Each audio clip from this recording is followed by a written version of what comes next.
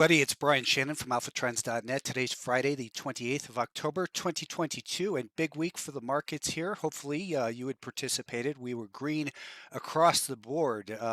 Bonds were up, energy, Bitcoin, you name it. It's, as they say, risk on here. So let's take a look at the charts and make some sense of it. Let's start with that 15-minute time frame. If you saw the Wednesday video, I had said that I was looking for the market to pull back a little bit, maybe a little bit underneath that 5-day moving average, which we didn't get, and then for the rally to be able to continue. This is, in fact, a screenshot from there. And here's where we are today. We have bounced and right at the correct place, the rising 5-day moving average. As I always mention, the direction of the 5-day moving average is really where my main bias comes from when it comes to swing trading. I always back it up with what I see on the larger term time frames as well. And this chart may look confusing to you at first. One, we have this trend line that connects the January high to the March high and the August high. You'll notice on each one of those, I have a volume weighted average price. Now that's the year-to-date volume weighted average price in pink. It's met up right here with the 200-day moving average. The volume weighted average price from this peak comes in right under 400, and then we have successfully defended the volume weighted average price from this peak and this low. We also see when we look at a 30-minute time frame, just to make it a little bit clearer here we've got the 20-day moving average. Last week I spoke about how we wanted to see that flatten out and begin to rise just as the 5-day moving average is. We came down and tested the volume weighted average price from the CPI low and the high for the month. That's where we took off from, so we anchor another volume weighted average price here, and that's where we are now. So what we've been talking about since about in here on this day was the possibility of an inverted head and shoulders pattern forming. We did see that pattern form. We saw the confirmation of that pattern as the broke the neckline here at, let's just call it 375. So again, the approximate height of the pattern, 350 to 375. When we do that, what we do is we take the height of the pattern, and which is 25 points, and add it to the breakout point. Let's just call it 373. So 25 points, that gives us a price objective up here at 398. That doesn't mean it has to go there. The market's going to do what it wants to do. But there's a couple of interesting things that come together near that 400 level. One, if you take a look at the peak from August, that is the volume weighted average price off of that.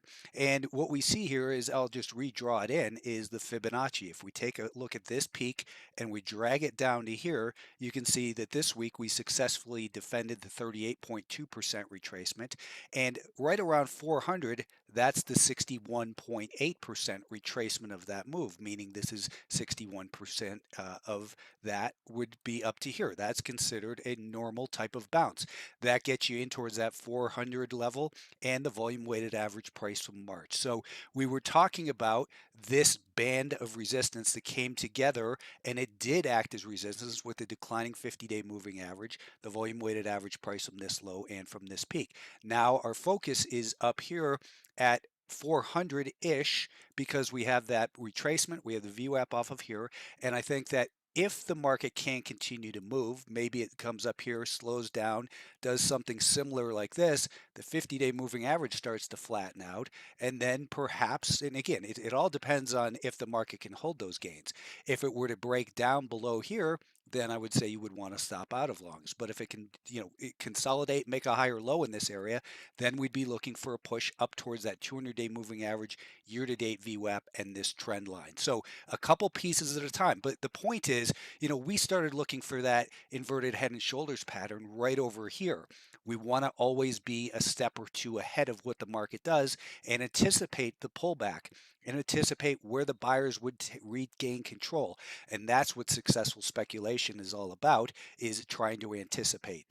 The NASDAQ, not as strong, but still very impressive when you consider some of the damage done to Amazon, for instance, to Google, to Facebook, all of these stocks, and Microsoft, which is coming back nicely. In fact, if Microsoft can get back above in the next couple weeks, something like this, then this would qualify as a double bottom and even a double-headed inverted head and shoulders pattern. So in the next couple weeks, if it does this, I'll be getting, I think, more bullish on Microsoft. If we look at the short-term time frame, what we want to look at here is since the earnings report, who's had control. So we always want to, anchor to the important levels such as that.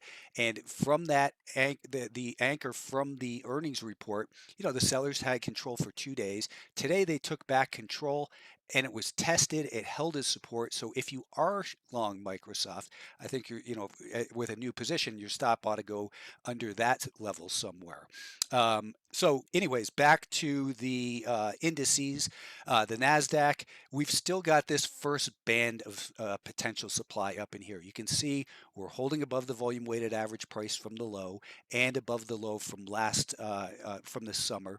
So our first band of supply should come in similar to where the S&P was, that is with the 50-day moving average, the VWAP off this low and that high. So back to the NASDAQ, you can see that we're underperforming here, rightfully so, with the damage done to those leaders. But if those market leaders can start to, ex-leaders actually, people have been calling some of these names like in the ARC saying, hey, ARC's rallying, that means growth stocks are rallying. It means that broken growth stocks are getting a bounce. Those aren't growth stocks.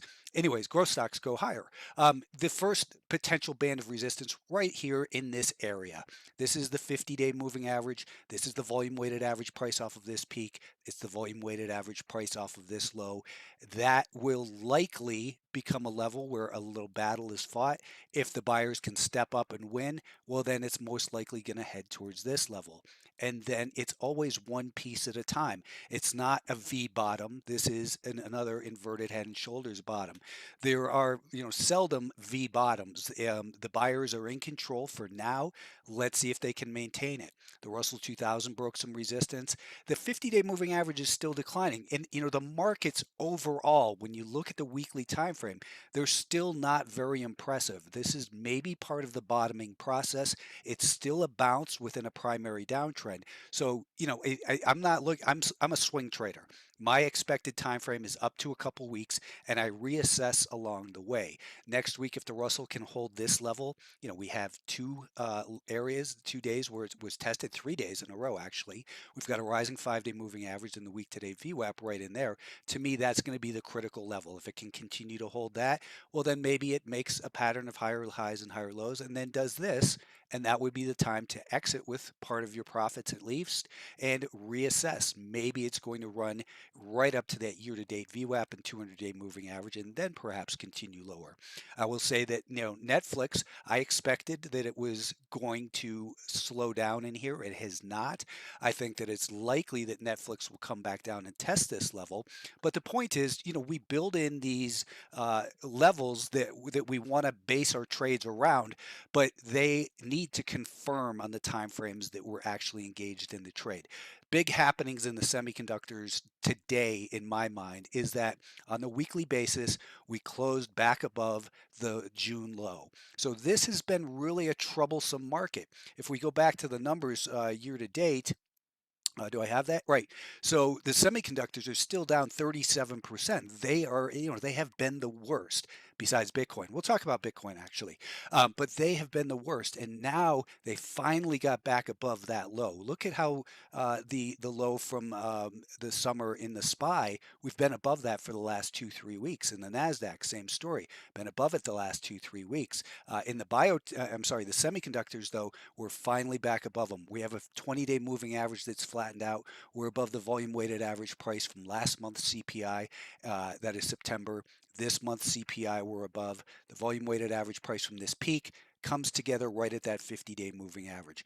I think that 200, if it gets up towards that level, raise your stops if you're long, look for maybe some consolidation, and then perhaps we can see if it can continue higher. We always want to take it little pieces at a time. There's that 20-day moving average that's now flattened out. And again, keep an eye on the volume weighted average price, not just from the CPI low, but from right here. And if we continue to close above that, then it's constructive. But constructive within an overall decline. This is still possible. What I've been talking about, if they don't scare you out, they will wear you out. Biotechs, again, we were talking about this on a weekly time frame as the potential for an inverted head and shoulders pattern. Over to the daily time frame, We made it past this little resistance, which is great. Uh, the next level of potential supply, we have to go back here and put a volume weighted average price off of that. We made it through. So how about from this peak?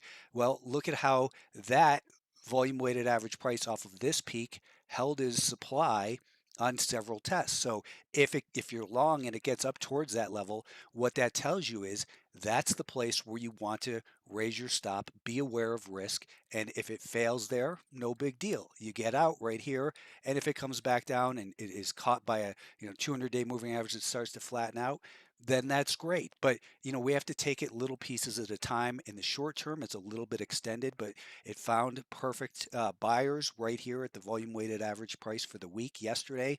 Beautiful bounce today. I didn't participate in that one, but a lot of it came from Gilead, GILD, which had a fantastic day here. I think the shorts really got burned in this one. I didn't, look to see any news, but be aware of the personality of the stock. Don't get all hyped up and chase a stock like Gilead. Look at its history of prior big runs like this. It doesn't typically end well for those who chase them. So just be aware of that. Doesn't mean you cannot make money, but you always want to be aware of the personality of stock you're trading. Energy names have rallied again this week as well. They had some earnings today, and this rally is slowing down a little bit. It deserves a rest. It's had a great rally here, 10+% in the last week and a half, and we're slowing down a little bit. We're testing the 5-day moving average. It's still rising, but if next week we see something like this and it gets trapped below the 5-day moving average, that would tell me it needs a pullback, maybe down towards here. If that were to happen, down towards 86, let's say, that wouldn't be a horrible thing. It would be very healthy, in fact, and then maybe rebuild. And then you would want to be a buyer here. You don't want to be a buyer on these breakouts and chase them. You want to be a buyer here so you can set your stop under that low. If you buy up here, do you set your stop under here? Here you have, let's call that 1 part risk. You would have 3 parts risk up here. It's just a much better risk reward. I hope this video was helpful. Please put your comments, like it, share it with your friends, etc. Have a good weekend. Thank you.